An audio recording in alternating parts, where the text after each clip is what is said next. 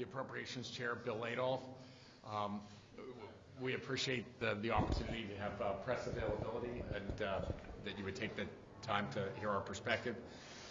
I just want to say just a few opening remarks, and then I'll turn it over to the chairman.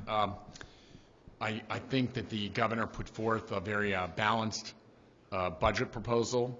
It certainly balances the fiscal stewardship that we have with respect to taxpayers' hard-earned dollars, but I think he also really focused in on the needs of Pennsylvania citizens. I actually think that in terms of the budget itself, that it's a structure that many of our members, and I think many members across the aisle, will be able to work together on and get over the goal line. Certainly, in terms of our ability to govern, we will meet the deadline, and I think there were a lot of positive aspects to the governor's proposal.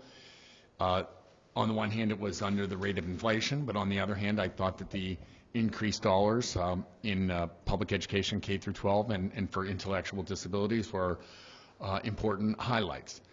And the governor did put forth some other major initiatives alongside the budget. In the first instance, it's our job in the legislature to get a budget done on time and done responsibly because the citizens of Pennsylvania are expecting us to do that. In terms of his other three initiatives, I think that moving to a system that allows for private sales of wine and spirits and beer focused on convenience, and customer choice, I think it's an expectation that the vast majority of the public has put in front of us, and that we need to get that over the goal line. I think secondarily, the governor has talked about a transportation investment.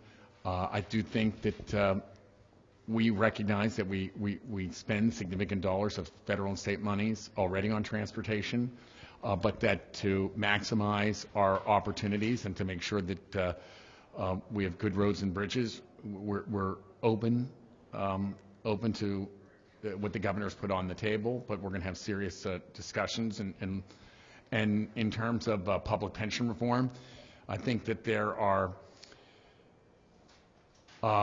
we have to maintain our promises to employees and retirees, but at the same time, I think in moving forward, we have to look at what the private sector has done, and I think that will be a significant amount of research and work on behalf of the legislature. We have a task force, as many of you know, that Glenn Grell is chairing for the caucus, and will be reviewing the governor's proposal and reporting back to us in leadership and to the members as a whole.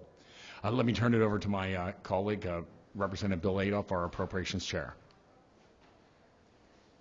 Thank you. I just want to echo the leader's statement regarding the budget. I mean, there's a lot of good line items in there. I certainly was pleased where, compared to the last 2 years, we don't have the decrease in higher education, decrease in state grants for higher education. So we're starting at a much better place this year.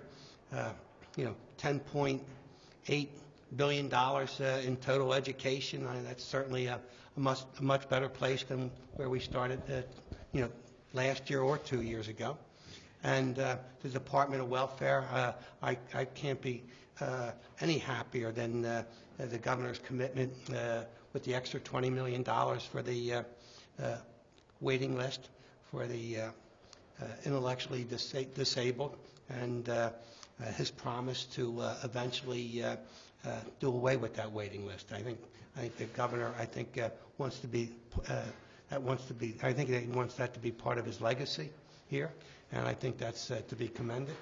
As the leader has mentioned, he really challenged the legislature on three major issues, and we're going to take a look at those issues. Obviously, these issues cannot be done without bipartisan support. It has to be bipartisan support. I've been here for a couple decades, and any transportation bill that's ever been passed by the General Assembly has always had a bipartisan support. And I think you heard today that, Chairman Mark Kozik is willing to work in trying to arrive at a transportation bill. Obviously, the highways and bridges is a public safety matter for all our residents. The governor talked a little bit about, the millions of kids that use transportation every day to get to school. I know around the great metropolitan areas of the Commonwealth, you have to have mass transit in order to get people back and forth to work. So it's a big economic development issue. So as far as the privatization of the liquor stores, this won't come as a surprise. I support the issue. I think it's long overdue that Pennsylvania joined the other 48 states that are out of the liquor business. And I'm also happy with the governor's commitment to education by dedicating those $1 billion in revenue to education. Now, we'll get into the weeds of, how much and what the programs are for all during the negotiations, but the governor shows that he's serious about putting the money towards education. So the pension issue is also another tough issue, which brings a lot of challenges. Okay, and I know private industry has faced these same type of problems and the same type of decisions that have been made in private industry. We're going to have to take a look at.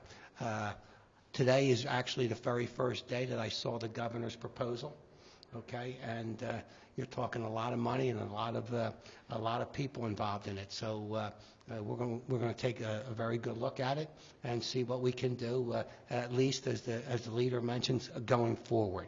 Okay, and we were able to put in some reforms back in 2010, and once again that was a bipartisan effort in order to get that moving. So open it up for any questions that you may have.